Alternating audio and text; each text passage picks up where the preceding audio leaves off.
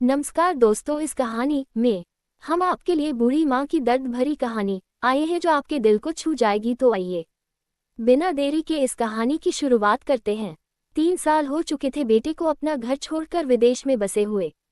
इन 3 सालों में बूढ़ी माँ और ज्यादा बूढ़ी हो गई थी। 75 वर्ष की उम्र में सुलोचना देवी की याददाश्त काफी कमजोर होती जा रही थी। उन्हें रोजमर्रा की चीजें याद न रहती, लेकिन जो उन्हें हमेशा याद रहता वह था उनका बेटा। दिन हो या रात, एक पल भी ऐसा ना होता जब उन्हें अपने बेटे की याद ना आती।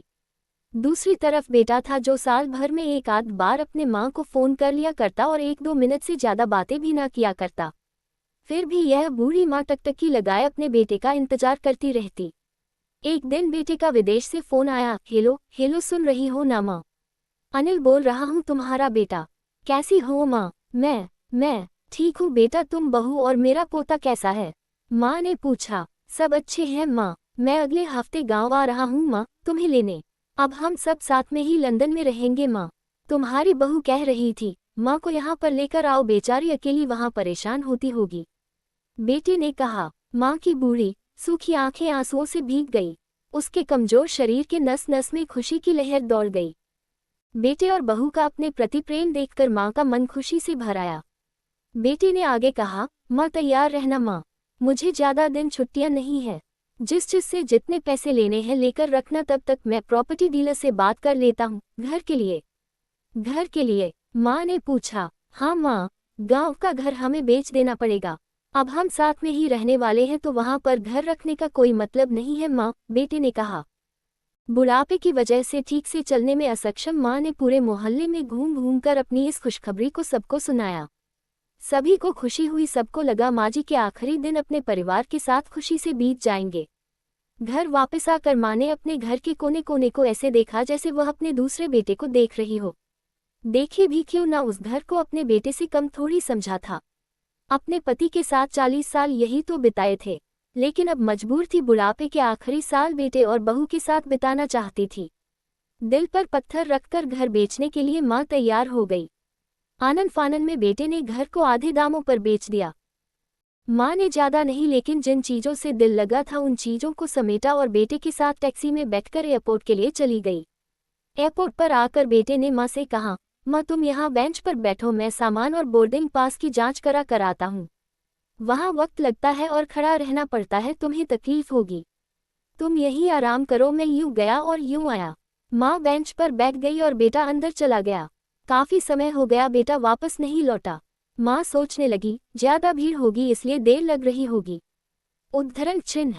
अंधेरा होने को आया, अब तो लोगों की चहलकदमी भी कम होने लगी। माँ को अब चिंता होने लगी।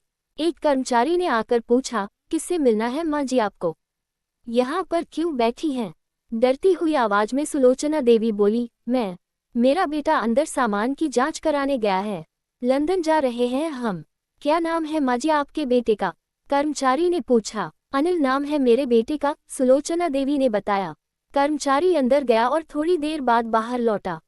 उसने सुलोचना देवी से कहा, माँ जी लंदन जाने वाली फ्लाइट तो दोपहर में ही जा चुकी है और आपका बेटा भी उस फ्लाइट में बैठकर लंदन जा चुका है। अब आपके यहाँ बैठने का कोई मतलब नहीं है। आप भी अपने घर चली जाए। क्या जा चुका है? और मैं घर जाऊं? घर? माँ की आंखों से आंसुओं के सैलाब उठने लगे। जैसे तैसे माँ घर पहुंची, जो अब उसका था ही नहीं, बिक चुका था। वो वही बरामदे में तुलसी के पास सो गई। घर के नए मालिक को उस पर दया आई तो एक कमरा किराए से उसको दे दिया। पेंशन के पैसों से खाना और किराए का बंदोबस्त हो जाता था। दिन बीतने लगे। कुछ दिनों बाद घर के नए मालिक ने सुलोचना देवी से कहा, माँ जी आप अपने रिश्तेदारों के यहाँ पर जाकर क्यों नहीं रहती है? इस उम्र में आपके लिए वही अच्छा होगा।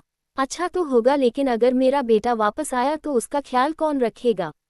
मेरा बेटा बहुत भोला है, उसे अपना ख्याल रखना बिल्कुल नहीं आ। मैं कहीं नहीं जाऊंगी, क्या पता कब उसे मेरी जरूरत पड़ जाए। माँ ने कहा। दोस्तों, सच बता रही हूँ, माँ की ऐसी बातें सुनकर मेरी आंखों में आंसू आ गए। किसी ने सच ही कहा है, पूत कपूत हो सकता है लेकिन माता कभी कुमाता नहीं होती। दोस्तों, आप सभी से हाथ जोड़कर विनती करती हूँ, अपने माता पिता की जितनी हो सके सेवा करना। उनके साथ कभी बुरा बर्ताव मत करना। अगर आपको ये कहानी, एक बूढ़ी माँ की दर्द भरी कहानी, जरूर पसंद आई होगी। अगर कहानी पसंद आई हो तो इसे शेयर करना बिल्कुल ना भूलें। धन्यवाद। सब्सक्राइब करें।